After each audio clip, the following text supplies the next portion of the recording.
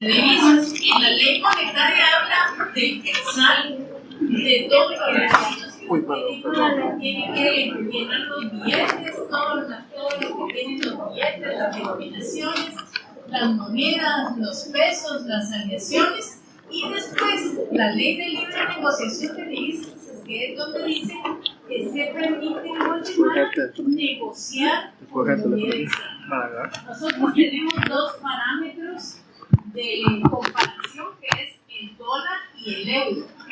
Esas son las comparaciones que nosotros manejamos. Las otras divisas, algunas las maneja el banco y otras no. Les pregunto si tienen alguna duda, alguna pregunta que tenga que ver con la ley orgánica del Banco de Guatemala para resolverla de una vez. ¿Dudas de la ley orgánica del Banco de Guatemala? Ninguna. Vale. ¿Qué quiere decir eso? Que no volvieron a leer la ley. Por favor, lean. Sí. Bueno, es un entendimiento equivocado. A ver. Porque aquí dice que cuando hay ganancias, eso también se forma parte del financiamiento para el presupuesto de gobierno. Y cuando no hay ganancias y hay déficit, se deja para el siguiente ciclo fiscal. Entonces, esa parte de cuando hay ganancias juega parte que no. ¿Cuál es el artículo? Creo que es. No me recuerdo, pero. Vamos a ver. Es el 8, asignación de los excedentes netos. Aquí está, dice asignación de los excedentes netos. Los excedentes netos derivados de las operaciones del Banco de Guatemala en cualquier ejercicio contable deben de ser distribuidos en la forma siguiente. Dice cualquier excedente neto no residual, pero ¿dónde dice eso que usted me está diciendo? Dice un porcentaje de excedentes netos debe asignarse. La parte final dice excedente que pasará a formar parte del presupuesto general de ingresos y egresos a la parte final del C. El C, donde dice cualquier excedente neto residual después de alcanzar los montos establecidos en el inciso A y el B, se trasladará al organismo ejecutivo por medio del Ministerio de Finanzas Públicas dentro del mes siguiente a la finalización del ejercicio contable, excedente que pasará a formar parte del presupuesto general de ingresos y egresos del Estado de ese ejercicio fiscal. La verdad le digo que en la práctica yo creo que esto solo tuvo una aplicación práctica cuando la ley se aprobó, pero en los momentos en que estamos viviendo creo que es bien difícil que haya un excedente residual. Mira, pero a mí, de las cosas que me intrigan es que ellos manejan la tasa líder y al final nos golpea todo el sistema bancario a placer de los propietarios. Entonces, y por el otro lado, las inversiones que hacen desde los bonos de inversión, bonos de tesoro, toda esta recaudación, siempre genera más ganancia porque ellos tienen que pagar esos impuestos. Entonces, en ese entredicho, a no ser que manipulen muy expertamente, muy pilas los informes financieros, no hay ganancias. Porque no por creo eso que le digo, no hay ganancias. Por eso es difícil que se dé ese excedente neto residual. Tal vez, como le digo, en el momento de la aprobación de la ley, que fue, digamos, la primera ley que fue producto de la revolución de octubre, porque si usted mira aquí, dice que en Guatemala, mira los considerandos de la ley, dice que en Guatemala la legislación bancaria vigente data de los años 1945-46, cuando fue vendido el Congreso de la República, por lo que es conveniente adecuar el referido marco legal a los cambios, y esta ley fue aprobada en el 2002. Y otra cosa, o sea, si en la presunción de que no hay ganancias, ¿por qué aumentarle el fondo para financiar a los bancos cuando se declaren en quiebra? Lo que pasa es que recuerde que cuando los bancos vienen y están en quiebra, ¿quién es el dañado?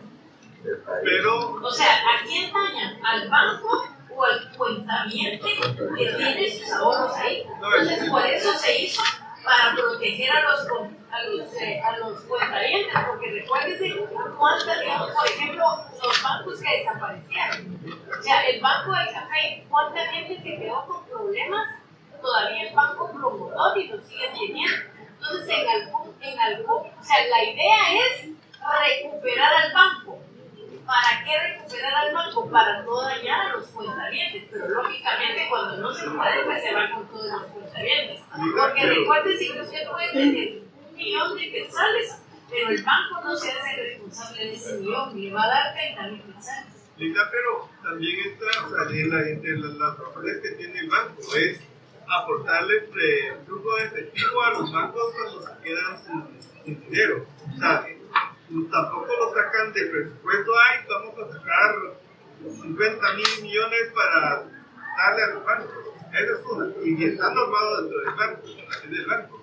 La otra es, si el banco X, llamemos uno que sea muy inestable, el GIT. El GIT tiene problemas financieros, acude al Banco de Guatemala, el Banco de Guatemala les da ese dinero, pero se lo acaban de incrementar hace como un año atrás, ese bolsón de dinero contra todo vaticinio. O sea, al final ellos no pierden, los bancos no pierden, se lo roban al sistema. Está el otro caso dentro del Banco Crédito Hipotecario Nacional que financió a los bancos dentro del marco legal. Entonces, esa es la parte integral. Lo que pasa es que yo creo que el asunto es que la Junta Monetaria debe de tener un control más efectivo. Porque el banco comienza con pequeños problemas, que si no se le ponen atención se convierte en problemas muy grandes para llegar a eso. O sea, lo ideal sería que cuando comiencen a haber los problemas, pudieran detectarlos para no llegar al caso de tenerle que dar esa cantidad de dinero, porque lógicamente lo que se hace aquí es proteger al cuentaviente, porque es el que va a tener el problema. Sí, usted me levantó la mano ahí. Es que en este caso lo que sucede con los bancos no es que vaya a ser un problema de que el capaz le va a dar el dinero, sino que ellos tienen una póliza y una fianza de la cual si no se puede llegar a los ingresos que se necesitan, ellos activan esa fianza y ahí es el campo. Normalmente ellos de otros países, y no es que se le roben el dinero al Estado, sino que el dinero tiene que pasar eso. Recuerden también que el encargue bancario tienen que mantener, o sea, tienen que mantener ese control del encargue. ¿Alguna otra duda? ¿Alguna pregunta más? Bueno, lean su ley porque no la están leyendo, por favor, lean la ley. Esta es una ley que no estamos muy acostumbrados a ella porque realmente no son términos tan económicos. Solo paréntesis, atrás hay lugares para... Dicen que allá atrás, y de veras miren allá atrás hay lugares, pero prefieren estar aquí. Aquí quieren estar con ustedes porque aquí estamos alegres. Bueno, si ustedes se recuerdan, nosotros nos quedamos ayer, cuando vimos los recursos públicos, nos quedamos atendiendo la naturaleza del recurso. Atendiendo la naturaleza del recurso, los recursos públicos pueden ser en especie, en dinero y dinerarios. ¿Cuándo son los recursos en especie? Los recursos públicos en especie existieron en la primera época de la economía natural y estaban constituidos por las regalías, por los diezmos, por aquellas cosas que tienen un valor representativo de dinero, pero que no son dinero. Generalmente esto se dio a mediados del siglo XVIII y se dio particularmente cuando el campesino y el siervo de la gleba trabajaban la tierra y como parte de ese trabajo cosechaban muchas cosas y pagaban los tributos al señor feudal. O sea, en lugar de pagar los impuestos en dinero, lo pagaban en cosecha. Esa cosecha podía ser de maíz, podía ser de café, podía ser con elementos representativos de dinero, pero que no son dinero. Luego había también esa clasificación de servicios. ¿Cuáles son esos recursos en servicios? Son aquellos que el Estado recibe a través de la prestación de un trabajo o de un servicio de parte de una persona, que puede ser una persona individual o una persona jurídica. Al igual que el anterior, se dio a mediados del siglo XVIII y era cuando el siervo de la gleba pagaba sus tributos trabajando las tierras del señor feudal o del rey. Lógicamente, estos recursos son los ingresos que obtiene el Estado a través de la prestación de un trabajo o servicios personales que prestaba una parte obligada a pagar tributos.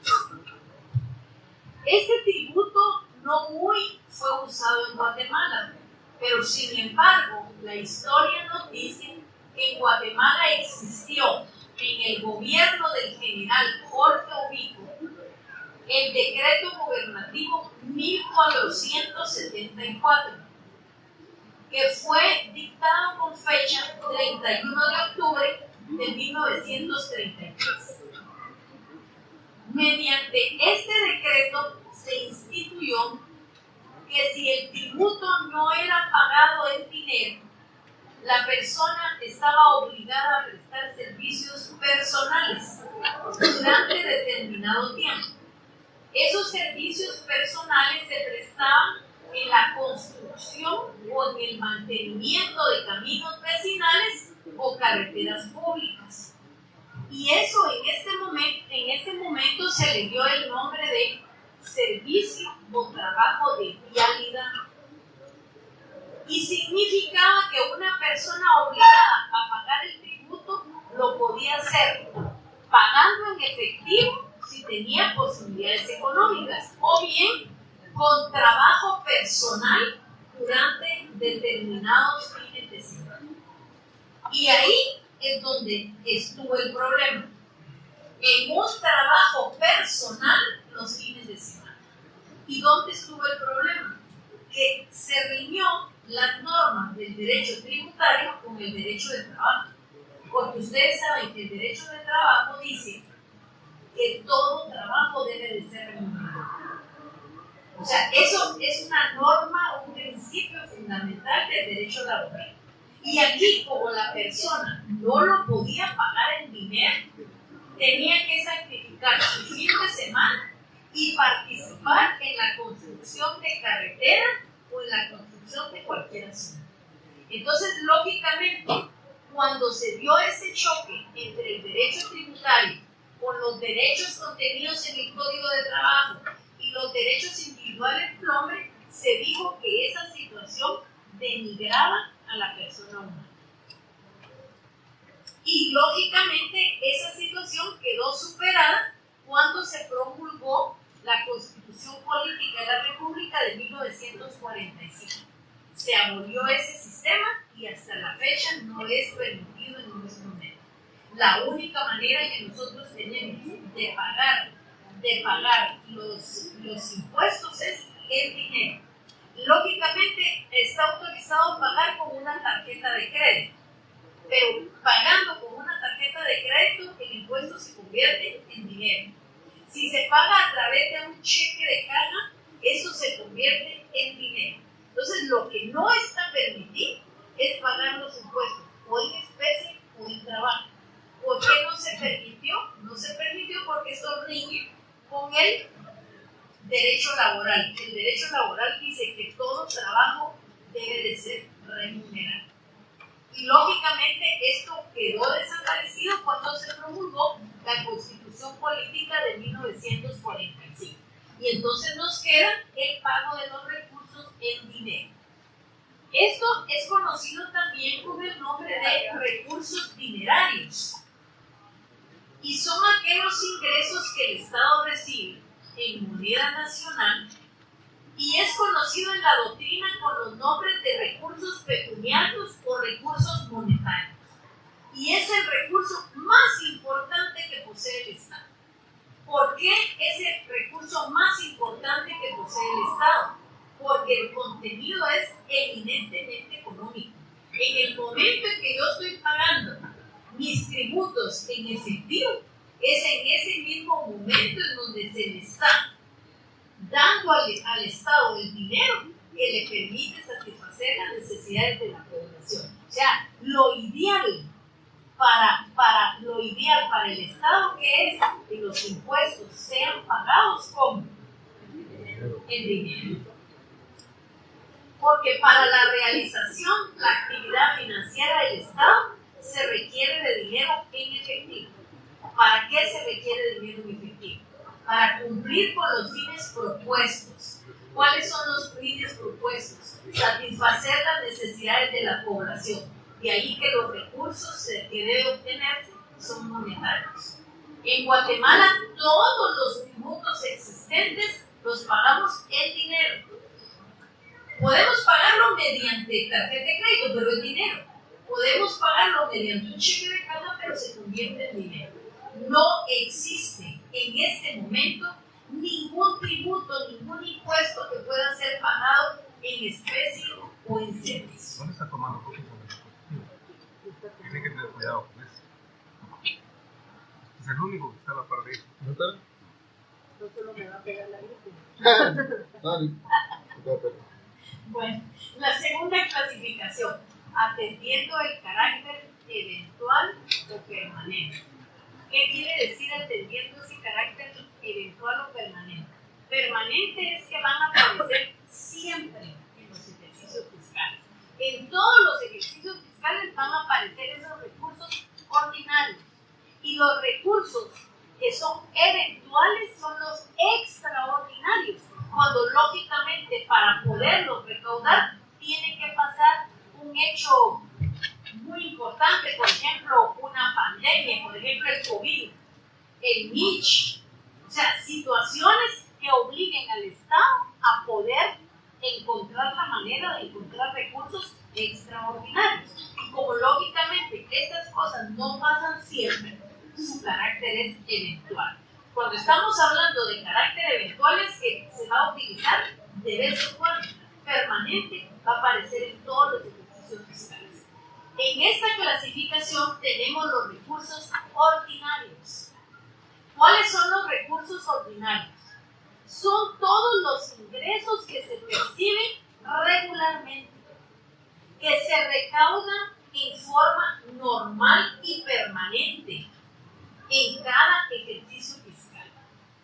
El Estado cada año debe, de conformidad con la ley, aprobar su presupuesto, debiendo en un presupuesto bien establecido cubrir enteramente los gastos ordinarios del Estado. Y lógicamente, ¿cuál es lo que va a recaudar? Pues todos los años aparece que tenemos que pagar el impuesto de circulación de vehículos. Todos los años aparece que tenemos que pagar el IVA. Todos los años aparece que tenemos que pagar el impuesto de los lubricantes cuando compramos gasolina. Siempre aparece que tenemos que pagar el impuesto sobre la renta. Siempre aparece que tenemos que pagar el impuesto único sobre inmuebles y siempre aparece que tenemos que pagar el impuesto del tipo. Un momentito. Bueno, entonces, sigamos. Esos son los ordinarios. Ahora, los extraordinarios, que son los eventuales, que van a aparecer de vez en cuando, son todos los ingresos que el Estado percibe solo en circunstancias anormales. Esas circunstancias anormales son las que lo colocan frente a necesidades imprevistas. Esas necesidades imprevistas son emergencias y lógicamente no están contempladas en el presupuesto público de la nación, debiendo recurrir el Estado entonces a la imposición de estados de emergencia en casos de guerra, de epidemia, de catástrofe o de déficit. O sea, por ejemplo, el Estado no pudo prevenir en el mes de enero que iba a haber una pandemia en y necesitó mucho dinero. O sea, necesitó comprar vacunas en primer lugar. Luego, abrir camas en los hospitales, porque al principio, si ustedes recordarán, creo que los primeros muertos sirvieron para que ya no murieran más personas, porque ni los mismos médicos sabían qué era lo que estaban pasando, porque al principio mandaban una medicina, digamos la ivermectina, que nunca la debieron haber mandado porque tenía efectos secundarios. O sea, fue algo fabricado que venió al mundo. Unos dicen que eran para vender esas cantidades de vacunas, a saber Dios dirá, pero yo me recuerdo hace unos años, cuando llegó Biden, dijo que iban a investigar qué era lo que había pasado y ya se va a ir y no han averiguado qué fue lo que pasó. ¿Qué habrá entre bambalinas? A saber, pero generó un gasto extraordinario para el Estado. Por ejemplo, los terremotos, nosotros no podemos prevenir un terremoto. Tampoco podemos prevenir las inundaciones. El Mitch que destruyó puentes, carreteras, nadie lo puede prevenir. Por eso, precisamente, su carácter es eventual y solamente aparece cuando se da la necesidad. En Guatemala, su más nefasta experiencia en los últimos tiempos fue el terremoto de 1976, que yo creo que muchos de ustedes ni habían nacido, pero que sus papás les podrán contar. Y el huracán Mitch, finales de 1998, que se creó para contrarrestar la emergencia, tuvieron bonos de reconstrucción. Así se manejó con los bonos de reconstrucción. Ahora, lógicamente, en el año 2021, que fue lo del Mitch, ahí lo que crearon fueron los bonos del Tesoro y las personas voluntariamente lo compraron, las personas que querían.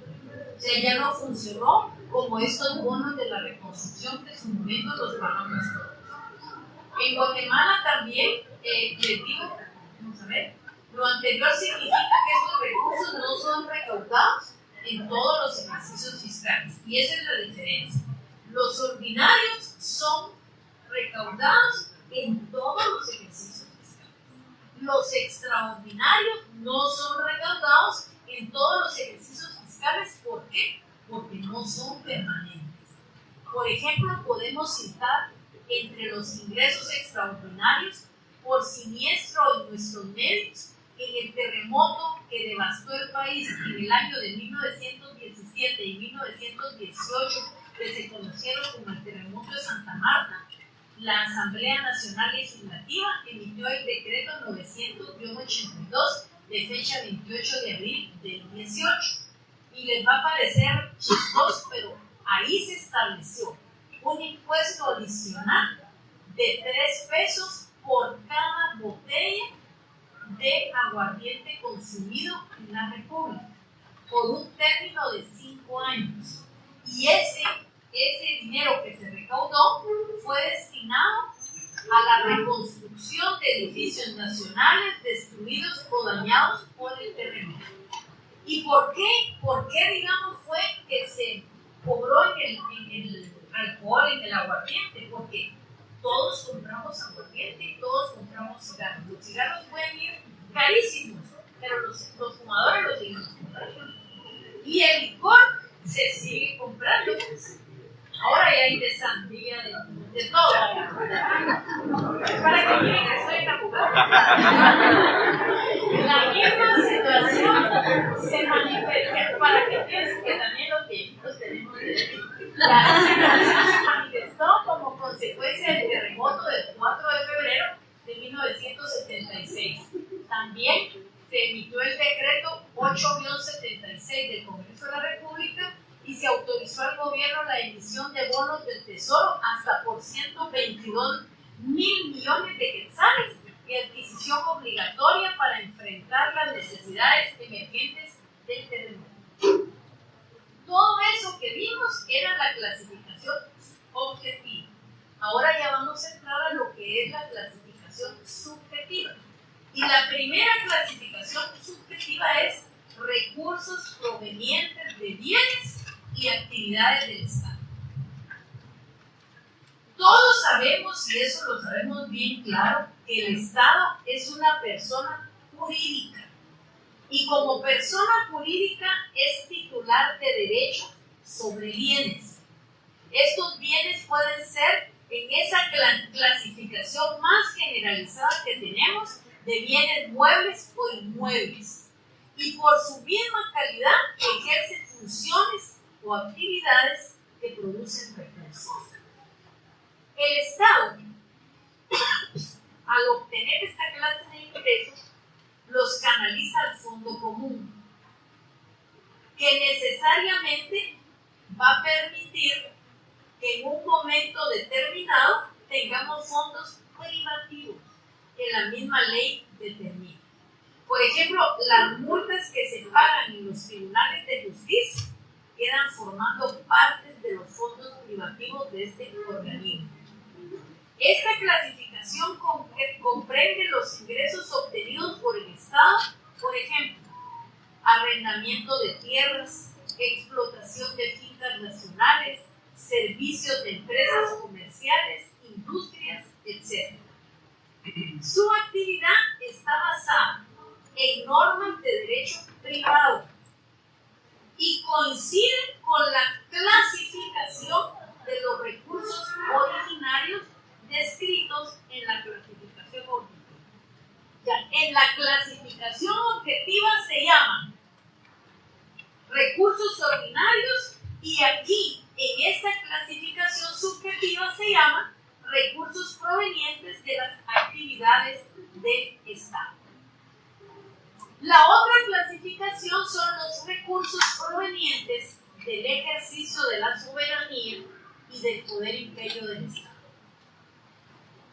Esta clase de recursos es la principal fuente de ingresos del Estado. Y aquí es cuando actúa en su calidad de ius imperio. Ejercita ese poder tributario, ejercita ese poder imperio que solo el Estado tiene. Y grava la economía de los particulares. El poder grabar la economía de los particulares es una calidad única y exclusiva del Estado y nadie más. Solo el Estado puede ejercitar ese poder imperio.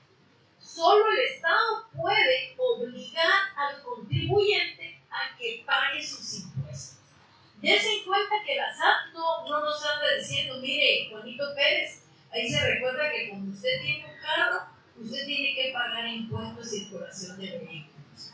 Ahí se recuerda, Juanita, que como usted está como asalariada, tiene que pagar impuestos sobre el dinero.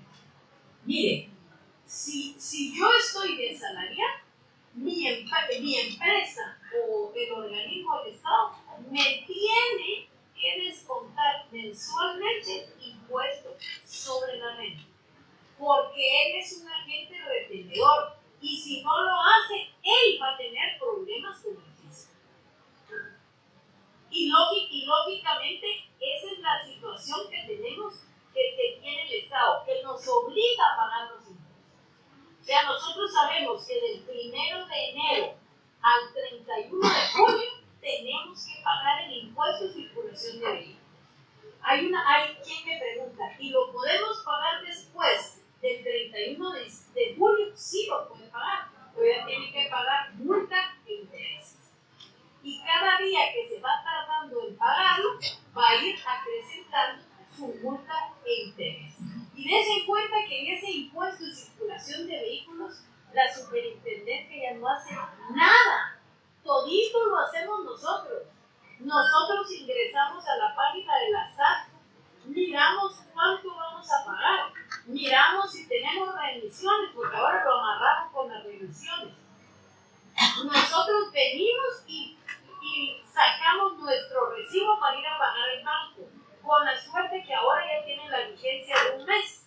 Antes tenía la vigencia de un día. Se necesitaba uno que en un día ejercitara todo eso. Finalmente tenemos que regresar y tenemos que imprimir la calcomanía y la tarjeta de circulación.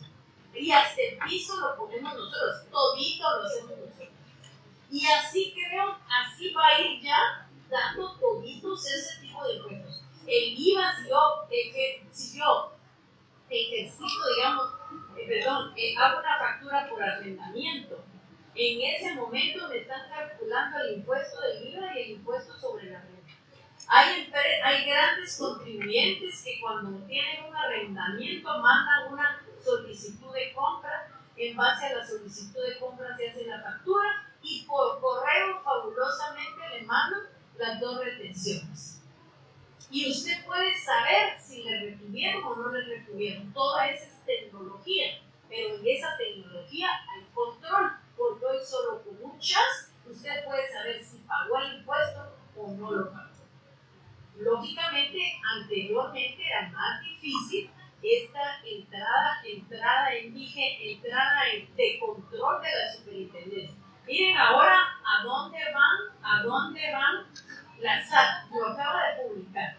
Va a ir a todas esas personas que alquilan casas y chalet en el puerto, porque ese es un sector que ya no les interesan los hoteles, porque los hoteles ya tienen control. ¿Por qué tienen control? Porque tienen la factura electrónica.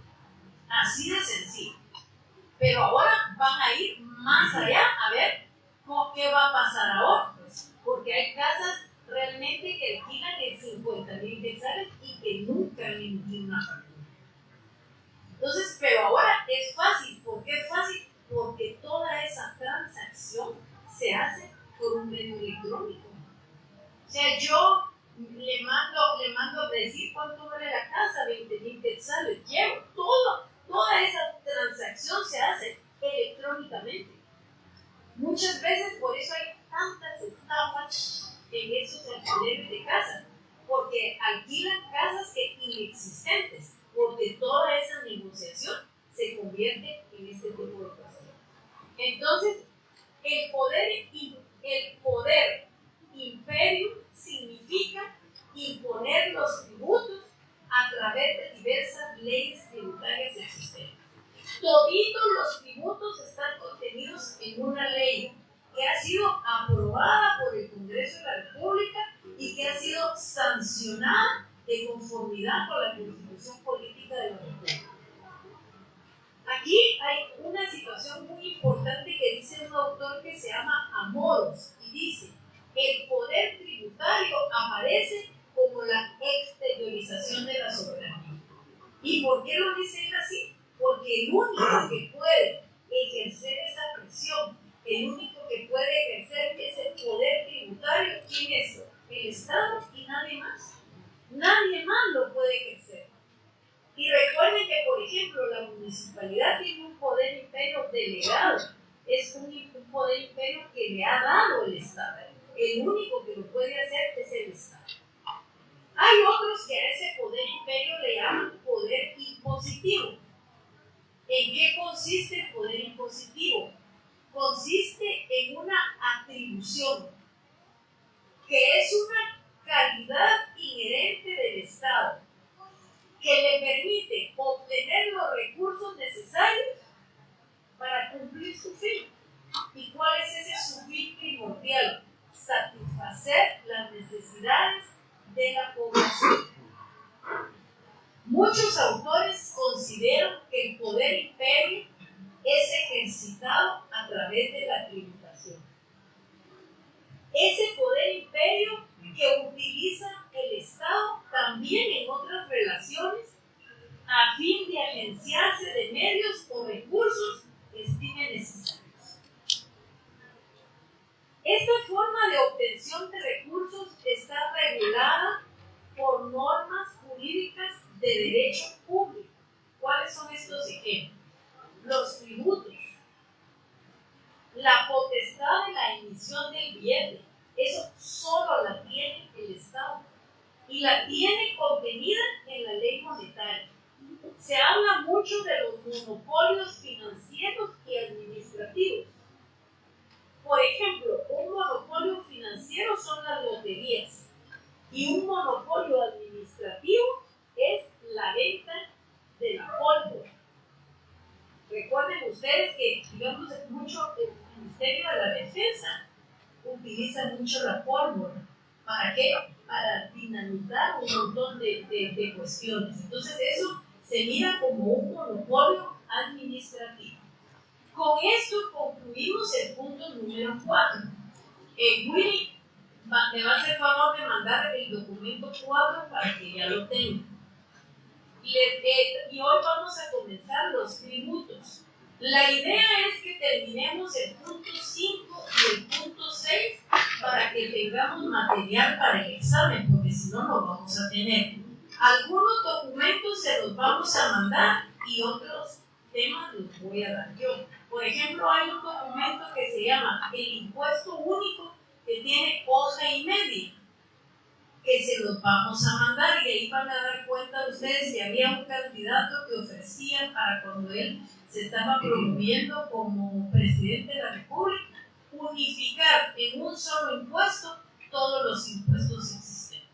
Sería una locura. Sumen ustedes IVA, impuestos sobre la renta, impuestos de circulación de vehículos. ¿Qué tasa tan alta les daría que sería inaplicable? Pero con eso nos asustaban y mucha gente lo creyó. ¿Qué vamos a ver en el punto número 5? Vamos a ver el tema de los tributos. La palabra tributo viene del latín tu, que significa tributo, tributar, contribución, impuesto. O sea, es lo que se tributa al Estado o corporaciones públicas.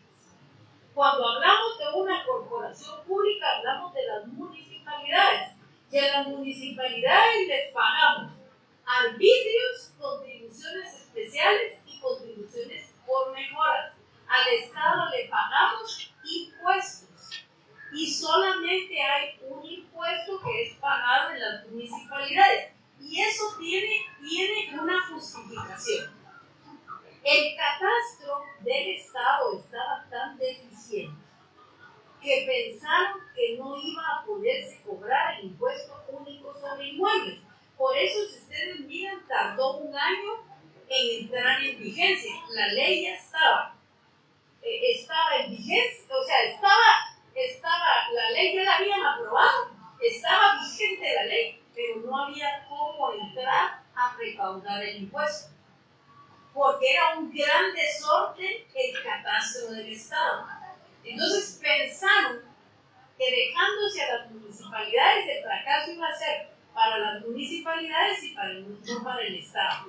Pero vinieron las municipalidades y organizaron sus catastros bien. Por eso es que los catastros han permitido en bastante medida cobrar el impuesto único sobre inmuebles, que es el único impuesto que es cobrado por las municipalidades, pero como les digo, fue producto de que el Estado mismo pensó que iba a ser completamente difícil cobrar ese impuesto. Pero, oh sorpresa, las municipalidades lo cobraron. Yo sigo pensando que ese impuesto único sobre inmuebles es injusto. Y es injusto porque, miren, viene una persona que ha trabajado durante toda su vida. Durante toda su vida decide comprar una casita. Se jubila y tiene que seguir pagando el impuesto único sobre inmuebles. Y peor si se le olvidó que tenían que pagarlo mensualmente, son unas liquidaciones 30,000, 50,000, 60,000. En la peor época de su vida, porque es cuando ya está jubilado. Y en Guatemala, ¿cuál es el promedio de las jubilaciones? O sea, 5,400 quetzales. O sea, en la edad donde más se enferman y las medicinas en Guatemala son lo más caro que es. Lógicamente, ojalá que puedan hacer una revisión de eso, porque para mí, aparte de eso, cuando ya la lean, ustedes se van a dar cuenta que no cumple con ninguno de los requisitos que tiene el 239 en la Constitución. Como dice que tiene que tener derecho generador, los sujetos pasivos. O sea, ahí entendemos que el que paga el impuesto es el dueño del inmueble. También entendemos que es el el poseedor del inmueble, porque se puede inscribir el inmueble aunque no se tenga la propiedad. Y entendemos también que puede ser el usufructuario del inmueble, pero lo entendemos porque no está descrito de una manera clara. Ya lo van a ver ustedes en el otro servicio. Los tributos desde el punto de vista de las finanzas, ¿qué constituyen? Y aquí vamos a utilizar en primer momento una definición de Héctor Villegas. Dice que son prestaciones obligatorias, porque lógicamente si lo que hace el Estado es ejercitar su poder imperio, su poder de coacción y obligar a que los contribuyentes paguen impuestos, no podría ser una prestación voluntaria. O sea, es una prestación obligatoria, porque voluntaria nadie paga. Generalmente dice en dinero, para nosotros siempre en dinero, exigidas por el Estado en virtud de su potestad e imperio para atender sus necesidades, realizar sus fines políticos, económicos y sociales. En la antigüedad, al tributo tenía distintos significados y un significado que tenía era reparación. Se imponía a los pueblos vencidos en las guerras o favelas y se obligaba a pagarlo a los pueblos conquistados. Ya vimos allá que eso se llamaba hacienda pública ¿cómo? Parasitaria, en donde habían guerras y producto de las guerras habían pueblos vencidos. Ahora, naturalmente, ya no está eso. Los tributos tienen su origen en el estado feudal, aunque se hablaba de los mismos en el estado antiguo, en donde se habló, en Egipto, se habló de tributos, concretamente en el tiempo de Ptolomeo. Y ahí lo que habían eran gravámenes sobre los consumos y los réditos. También en Grecia, y en Grecia fue en el tiempo de Pericles. Aquí se aplicó una especie de impuesto progresivo sobre la renta. Luego en Roma, concretamente en la época de Julio César, hubo diferentes contribuciones importantes que han sido antecedentes de gravámenes actuales. La liturgia, así que aquí les queda un deber, que es el gravamen de la liturgia. También se dio la 20ª hereditaria romana, que era la 20 parte de un impuesto cuando había una herencia o había una donación por causa de muerte. Y luego se dio el catastro florentino, que lógicamente tiene su origen en Francia, en Florencia. Ahí fue la primera vez que comenzaron a cobrar ese tributo del catastro. En el transcurso se dio una evolución política y jurídica occidental. Los tributos del Estado contemporáneo acentuaron sus caracteres propios y se diferenciaron cada vez más de los ingresos públicos. Aquí vamos a ver los antecedentes de los tributos o los impuestos, como le hablaban ellos en la sociedad precolombina, o sea, concretamente en América, cuando se comenzaron a hablar de los tributos. No podemos olvidar que nosotros tenemos a los mayas, y cuando nosotros estudiamos a los mayas, miramos que hay un periodo clásico y posclásico.